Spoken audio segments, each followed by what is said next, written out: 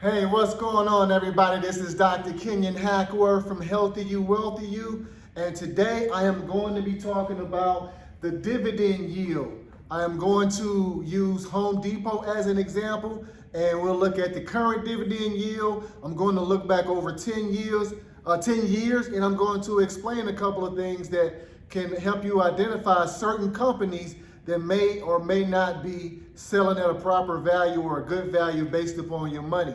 So the dividend yield basically is a ratio that tells you what you are getting as an investor in terms of passive income from your investment. So let me give you an example. Let's say a company has a 3% yield and you invest $10,000.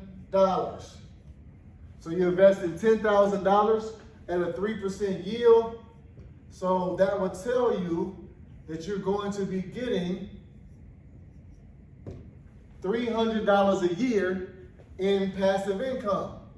So that's 10,000 times the 3% of 0.03 gives you the $300 a year that you'll be receiving in income. Now, if it is fixed income, and you say you're investing in something that's fixed income for 10 years, then you will receive that $300 every single year. But if it's you buying a piece of a business and that business increases its dividend every single year, then your income will increase every single year as well. Now, there are only two ways that a dividend yield will increase.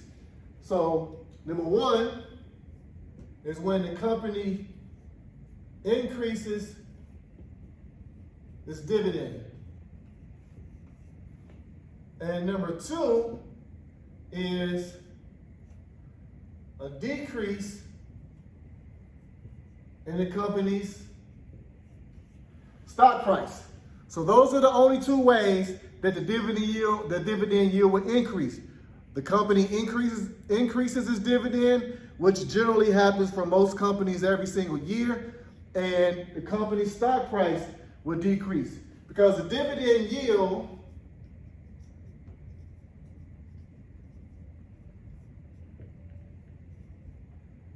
(yield) is equal to the annual dividend, D, divided by stock price. I'll say multiplied by 100 to make it into a percentage. So the dividend yield is calculated by the annual dividend that the company pays per year divided by the stock price multiplied by 100. So the dividend yield can go up and down throughout the year. It can go up and down throughout the day, up and down throughout the month, whatever. So these are the two ways that the dividend yield can increase. So inversely, there are only two ways that the dividend yield can decrease. All I have to do is flip these over. A company decreases its annual dividend payment or stock price appreciation. So when stock price goes up, dividend yield goes down. When stock price goes down, dividend yield goes up. So the higher the stock price, when the stock price goes up, the dividend yield goes down, the less passive income you will be receiving from the beginning because you have a lower starting dividend yield. And when the dividend yield goes up, ideally the stock price is going down. Now that could be due to market conditions, it can be due to bad news or whatever. But the most important thing is this company still a good company even if the stock price goes down? Stock price goes down, dividend yield goes up. That can actually be a good time to buy more shares of that particular company. So we're going to use Home Depot as an example, and we're going to look at Home Depot from a standpoint. They just did their earnings recently, and they just increased their dividend yield or increased their dividend. So we'll look at that and show you how you can use that information for yourself to make yourself a better investor. Okay, so I have Home Depot pulled up on Yahoo Finance. And so you go to Yahoo Finance. I can come to this spot right here. It has a forward dividend yield of 8.36 or $8.36 per year. And the stock price, you'll probably see it in real time. It'll probably change. So right now it's $297. So if you use the formula, $8.36 divided by stock price, I'm gonna just round it to 297. 297 times 100 will give you 2.81% dividend yield. And as you can see here, it was 2.87% starting today, but since that time, the stock price has appreciated about $4. So again, as the stock price goes up, the dividend yield goes down. Okay, so now we're going to look at the dividend growth. So today, Home Depot pays $8.36 per share for in dividends, but I'm going to look back at the dividend growth over the last 10 years. So you can see starting from 2013, you can just see here how the dividend has grown over the course of these years. So if you look at 2013, it was $1.56 per share, then $1.88 per share, $2.36 per share, $2.76. 2017, it was $3.56, $4.12, $5.44 in 2018, $6 in 2019, $6.66 in 2020, $7.60 last year. So now it's up to $8.36 per share. So your income continues to grow based upon just owning the company. And if you reinvest in the dividend, you're able to buy more shares, which in turn is going to increase every single dividend payment going forward, in addition to the company raising the dividend itself annually. Now, these dividend increases have to be approved by the board of directors, so they aren't guaranteed, but most really good companies, or historically good companies, are going to continue to pay, but not only pay, but continue to increase their dividends. Home Depot did not increase their dividend in 2008, 2009, somewhere around there. Lowe's, which I also own, in addition to Home Depot that I own, has increased that dividend for 60 years in a row. Not just paid, but increased the dividend for 60 years in a row. So now we'll look at the dividend yield dating back over the previous 10 years as well, just to see how the company has continued to increase or grow from a standpoint of yield. Okay, so now we're going to talk about your yield on cost.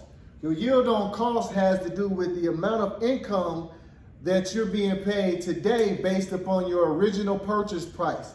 So if you buy a good company and you own a company that continues to grow and increases dividend every year, then your yield on cost will increase to correspond with the annual dividend increases. So for example, let's say you purchased Home Depot 10 years ago. Your original yield starting back then was 2.85%. Now, if you held on and just continue to hold on to the company, there we go. Now you're receiving a yield on cost of 12.28%.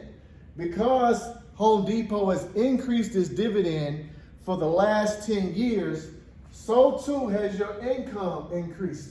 So if you invested $10,000 back here, then your income would have been $287 because of the 2.87, I think that's what it was, 2.87% yield. But now, 10 years later, you're receiving 12% yield, to a 12% passive income on that original $10,000 investment.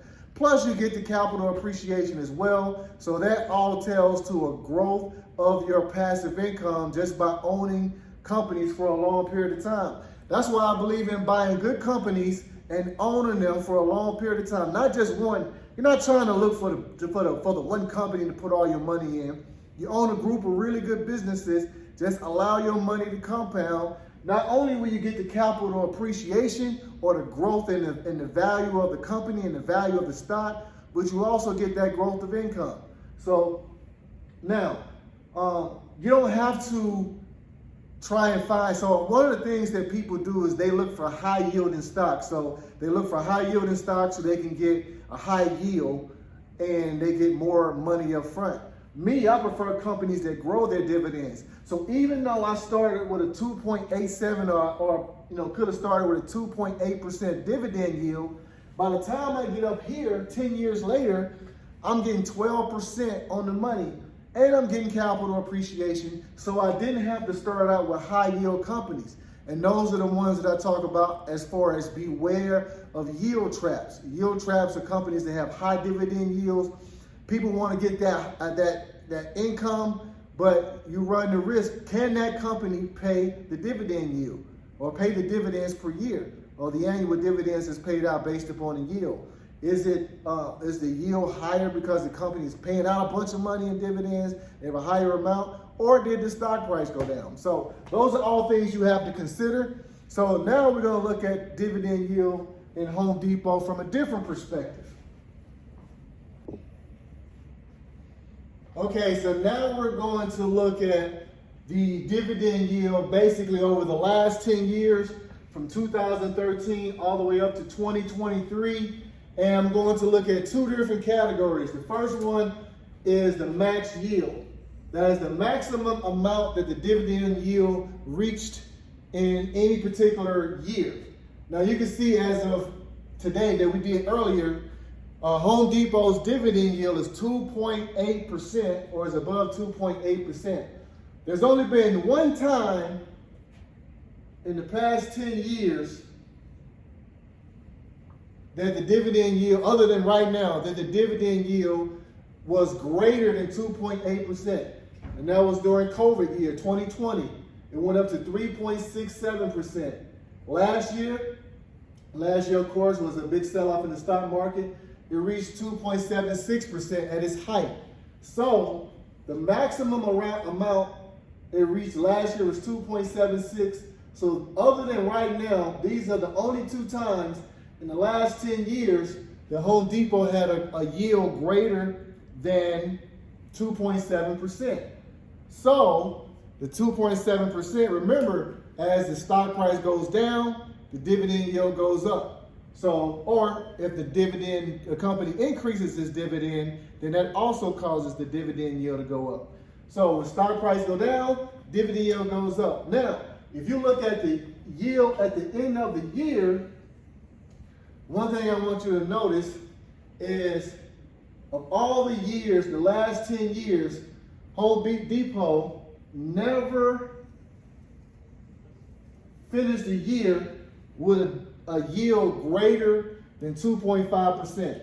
So the highest one was 2.49% in 2019. So if that holds true this year, then Home Depot, if it finishes with a yield less than 2.5%, or let's say 2.5%, the only way it can get to 2.5% is via stock price appreciation. So what would the stock price be or have to be to reach that 2.5% dividend yield? So you take the $8.36 per share divided by 2.5, percent, times 100, and that gives you $334.40. So a 2.5% dividend yield for Home Depot would be a stock price of $334.40. So what does that mean?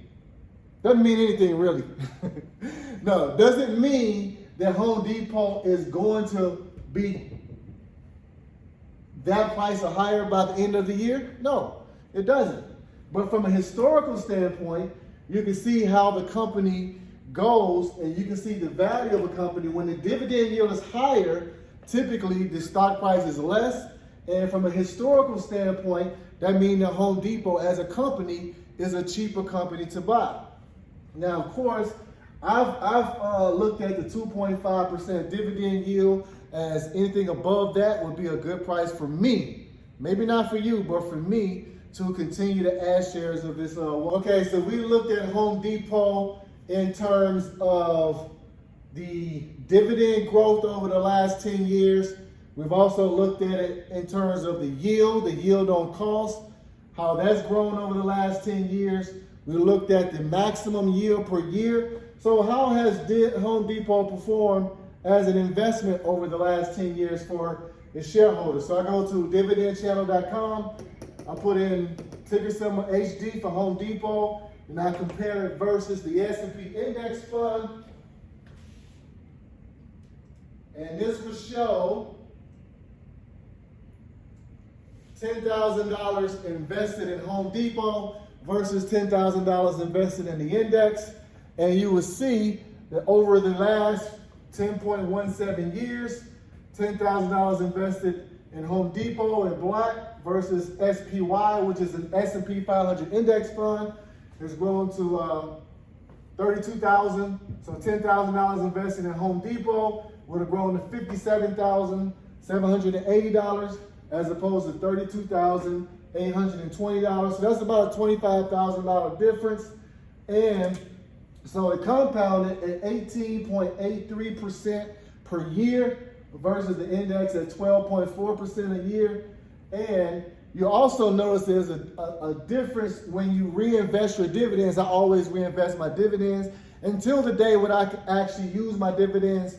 So here, reinvesting the dividends, it would have grown to $57,000 versus not reinvesting the dividends, you would end up with $52,700. So it's about a $5,000 difference versus taking the income as opposed to reinvesting the dividends to buy more shares to generate more growth as well. So for the last 10 years, Home Depot has done very well for its shareholders. Actually, dating even farther back, Home Depot has done well for its shareholders for a number of years, and I anticipate that it will continue to do so. Now, does that mean you should run out and buy Home Depot? No, not necessarily. You have to decide for yourself what companies you like. There are companies that people buy that I don't like. You might not even like Home Depot. That's fine. So that is one of the companies that I own. So I'm not betting my whole life savings on Home Depot. It's just one company that I own in the midst of a group of businesses that I own. So Home Depot has done very well over the last 10 years. And we'll look at one more thing in regards to the dividend yield dating back 20 years. So you can see how the value of the dividend yield being higher can affect the growth of the company over time, or growth of your, the appreciation of your capital over time. Okay, so we're going to look at Home Depot again, dating back to, this is 2003, and the dividend yield. Remember, as the dividend yield goes is lower, then the stock price typically appreciates. So we'll look at the dividend yield back here starting in 2003 versus right in this time frame when the dividend yield was higher. So this is at the end of the year. So 2003, the dividend yield was 1.14%. So I kind of look at from here through, let's say 2014. So those period, that time period there, 1.14, 1.17, 1.5, 2.52, 4.89. So Home Depot did not increase its dividend in 2008 and 2009. It stayed the same, but that's okay. It continued to increase going forward, but the yield went higher because 2008 was the financial crisis. So stock prices depreciated a lot. And when stock prices go down, that doesn't necessarily mean that you should run out and sell your companies if you own a good business. Sometimes you have to decide for yourself whether the business that you own is worthy of you staying in it and buying more shares, or worthy of you just saying this is a terrible company and I picked the wrong company. And sometimes you make that mistake and you have to get out. But So here, when the stock price went down, you can see the yield went up 4.89, 5.1, 4.2, 3.5. So what I'm going to do is look at the difference in how the company performed over this time when it had a lower yield versus when it had a starting yield. Now, this is not time in the market. So time in the market to me is selling all your stocks and say, I'm going to get back in at a certain price when the stock price goes down. And then you go and you buy, and then you hope to sell at a certain price and then get back. So you're jumping in and out, trying to time exactly what the market is going to do. For me, this is more so understanding historically when a company is selling at a better price or a better entry point for you being able to buy more shares. So we'll go back from 2004, this is the end of 2003. So we'll go back, starting from 2004, probably up to about 2014, just to show the difference with how a company like Home Depot performs if you buy it when the yield is higher, which can mean that the company is a better buy at that particular point in time. I got this information from a book that I read, Dividends Still Don't Lie. I read this book in 2019, so I began tracking this information. So this information here, I learned from reading that book from, I forgot the author, I know Geraldine Weiss was one of the people that really focused on the dividend yield, because dividends are real money. A company can manipulate earnings, they can manipulate all this particular stuff. They cannot manipulate how much money is paid in dividends, because that is real money that's paid to shareholders. All right, so from 2004, we'll go up just to show the difference in how the company has performed if you bought with a lower starting yield versus a higher starting yield. So remember, the yield went up like in 2007, so that would be like beginning in 2008, since this is year end 2007, so beginning 2008 when they had that higher yield. All right, so this is investing in Home Depot starting in 2004, and this is over 19 years. So this block, I have it blocked out, so I'll go through and look at different aspects of it. But the average annual rate of return is the one I want to focus on. So this is starting in 2004. Remember, the yield was lower in 2003, 2004, 2005, 2006, before it started to increase. So if you're invested at the beginning of 2004, you would have averaged a total return of 14.31%. Still, you would have a fantastic return of $129,000 over that time period. And if you reinvested the dividends, you had $129,000. If you did not reinvest the dividends, that's $97,000. So I'll take a $30,000+ difference any time of the day. So from now, I'm just going to go through different ones, and you can see the total return is 1,199% compared to 408% for the index, even though it's only roughly less than 6% yield per annum per year or greater. So the longer you own a company, the more it compounds. Even if you bought it at the wrong time, and you're paying more for it than you probably should have. If it's a good company, you own it for long enough. Philip Fisher said that any good company bought and held long enough will always show a profit if it's a good company. If you pay too much for it, then you will probably take longer to realize the profit. All right, so we'll go from 2004. Next we go to 2005.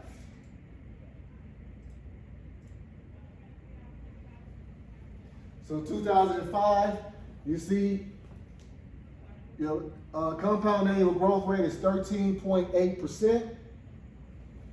Still had a really good return versus the index.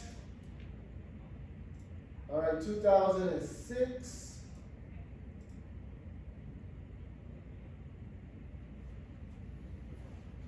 $14.88 yield or average annual return over that 17-year period. So we'll go to 2007. So I'm just going year by year up to 2014, just to show the difference when you buying Home Depot when it's a higher yield versus the lower yield. So here, 2007, 15.78%. And so over that 16-year period, still a lot more than what the index did. So as you can see, Home Depot has been a really good company for a number of years. So 15.78% over that time frame, over that time period. Now starting in 2008.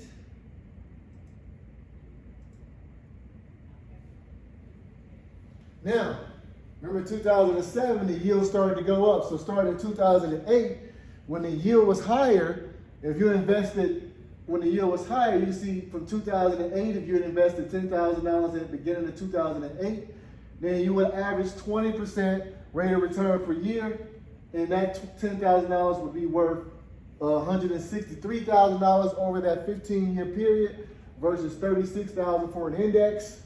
All right, so let's go to 2009. So then again, let me see if I can. So right here you can see the yield at the end of 2007. And if you can see, at the 2007 was 4.89. So you starting off 2008 with a much higher yield. Now I would love for Home Depot to go down to 4.4 or 5% yield, because I know I'm gonna get a fantastic return 10 to 15 years out into the future. So 4.89, so the stock price went down, the yield went up, so starting in 2008, you would have started the year off investing at a 4.89% dividend yield. All right, so 2009, same thing, yield still higher. You would average 22.18% rate of return, even though you had less time than if you had invested in 2003, because you invested when the stock price had depreciated a lot and the yield was higher. You would have been invested when the company had the potential to generate more returns in the future. So that would have generated $171,000 versus the $55,000 for the index. And as you can still see, there's a big difference with reinvesting the dividends and not reinvest. It's a $30,000 difference over a 14-year period. So some people, everybody has their own way they like to do things. Some people they like to take the dividends from one company to invest in others. I believe that it's a good company and it's paying me a dividend. If I use that money that's generated from the company to buy more shares of the company, then it's going to benefit me greater in the future. So we'll do a couple of more years to show here again. 2010, you see from 2010 you would average 22% rate of return. From 2011, you would average 21% rate of return. So anytime in 2008, 9, 10, 11, if you would start investing in Home Depot and put money up when the yield was higher, you would got a much greater return, still 21% rate of return. And this is over the last 12 years. And you can see the dollar amount in there.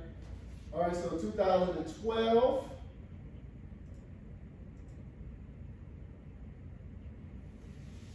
Still, from 2012, you're looking at 21.61% rate of return. So it's less time, but you still see that good total annual return that Home Depot has outperformed the index for a long period of time.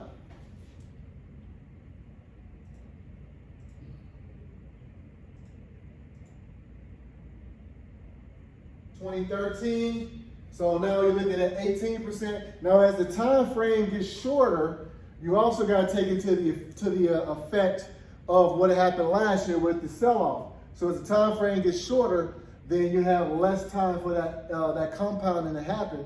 So from there, the last 10 years, 18.83%, and we'll just do one more year. 2014. You're looking at 17.48%. A lot of it has to do with the time frame, but also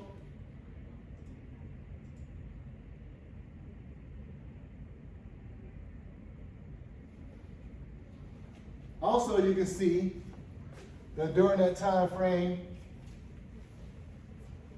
the dividend yield started decreasing. So the lower the starting dividend yield, for some companies, like I've looked at Home Depot, I've owned it for about 5 years, and I really looked at the correlation between the dividend yield and purchasing more of the company stock when it has a certain dividend yield.